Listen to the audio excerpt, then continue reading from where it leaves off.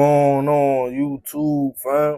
It's your boy Tony 2 times, and we back with another episode of Hood Tales, man. Before I start, be sure to tap that like button. Definitely watch this video to the end to hear the full story and all the details in the case. For the day one, fam, y'all already know it's all love. Thanks for tuning back into another episode. If you're new to the channel and you feeling the content, feel free to subscribe. Definitely hit that notification bell so you can be notified every time we drop a new video. Oh yeah, feel free to share the channel with your peoples. Everybody is welcome. With that being said, let's get right into the story. With most men, once we decide to go the traditional route and have a family, one thing for sure we know that comes with that is we got to find a way to provide. We all dream of a world where we got unlimited bread, don't have to punch a clock, be able to vacation when we want to, take care of our bills, and just live a stress-free life. But of course, we all know that's not reality. Everybody can't be an entrepreneur or a millionaire. Some of us have to work regular jobs to make a living.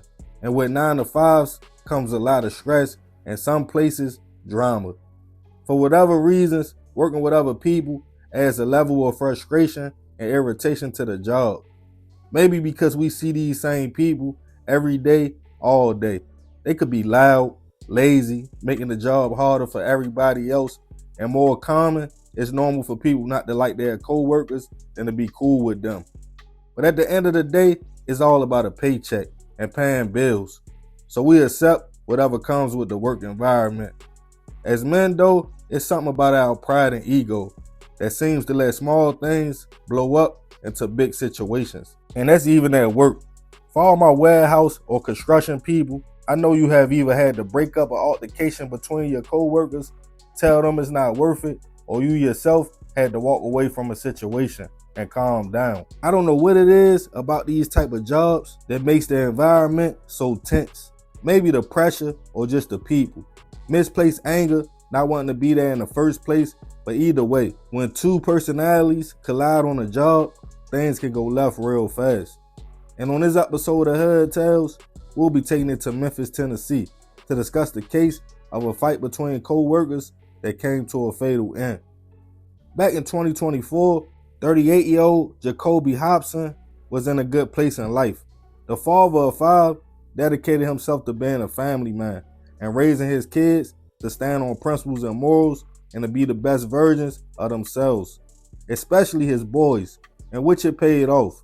In his downtime, Jacobe was an assistant football coach at Lake Cormorant High School in Mississippi, where both of his sons played football. Being a football star himself back in high school, he was excited when his son in junior would be recruited to Ole Miss to play linebacker, and his other son was right behind his big brother, also with plans to go to Ole Miss. Jacobe was living most fathers' dreams, for your kids to take your advice, stay on the right path, and make something of themselves. With kids old enough to fend for themselves with the knowledge and wisdom he provided, he still had younger kids as well though, so Jacobe still had to make a living. His full-time job was a warehouse associate at Kroger Delta Distribution Center located in Memphis, Tennessee. A pretty decent job that paid the bills. Jacobe was happy in life. He had his bread and butter job at the warehouse and his passion being a football coach on the side. Everything was lined up for Jacobe to watch his boys excel on the field and in life. But in December of 2024, things would take a turn. Just a few days after Christmas, it was a normal day. Jacobe got up and headed into work. That morning, as the shift started, him and a co-worker, 55-year-old Anderson Todd, got into a heated argument over what Jacobe was most passionate about, football. As the two men went back and forth, tired of all the talking, Jacobe asked Anderson, like, what you want to fight?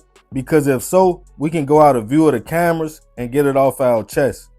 Anderson declined, but the argument between the men continued. That's when allegedly Jacobe jumped off the forklift, pulled Anderson's scully over his face, messing with the man, causing him to square up to fight. As they pushed each other back and forth, Anderson made 4 quick motions with his hand. As co-workers heard the commotion and came to break the fight up, Jacobe collapsed as he was stabbed 4 times.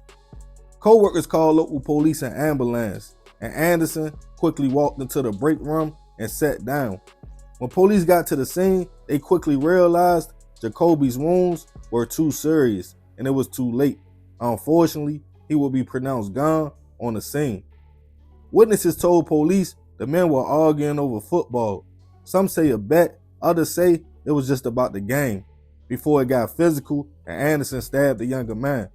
He was taken into custody, charged with second-degree hit. As Jacobe's family got the news, they were devastated. His oldest son shared the post, showing love to his father, thanking him for everything he instilled in him, and his other son, who also was getting ready for college, spoke out on the impact his father had on his life, pushing him in the right direction, always there, on and off the field, preparing him for all of life's challenges. He even stated, "It's crazy, but in a way, he even prepared him for dealing with something like this." Distribution center was closed down for a few days, and they sent their condolences to Jacobe's family. And as Anderson went to court, there were mixed feelings about the situation. Some people felt there was self-defense. His lawyer stated manslaughter or a self-defense case at best, pointing to the fact he declined to fight and wasn't the aggressor. But the judge upheld the second-degree charge and gave Anderson a $200,000 bond, in which the man was able to bail out. And as of now, he is waiting to go to trial. Rest in peace to Jacobe. I send my prayers and condolences to his family, and definitely his kids. To lose your life on the job is crazy, trying to make a living, especially over something as petty as football. But I know it probably was more about ego, like we was talking about earlier. For some reason, us men think walking away or saying, "You know what, you got that," it's the sucker thing to do. It took me myself a long time to understand being a man is about making sure you make it home to your family every day, and still being here, being able to provide and protect them. If we crash out over pride and ego, over something petty, or lose our life, that goes against what most of us are trying to do in the first place. Be there for our kids and family. Back to that warehouse environment. I myself worked warehouse for over 10 years. You name it, I done it. All the way to being a supervisor. And I know personally the vibes. A lot of men who really don't want to be there, frustrated, overworked, underpaid. This leaves us more emotional and not in control of our feelings like usual. I had witnessed plenty of fights, and I myself had to calm down because it gets like that. But when you get to the root of the situation, it's usually something petty.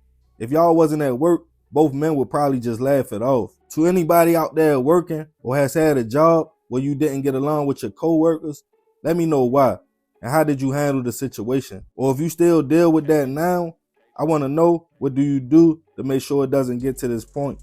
Let me know in the comments. And remember, we got to succeed, not to fail, so we won't be just another hood tale. Yeah, man, crazy story. Rest in peace to Jacobe. I definitely send my prayers to his family. But I ain't gonna talk too much more about this one. Y'all leave it in the comments. I appreciate you if you made it to the end. This another episode of Hood Tales.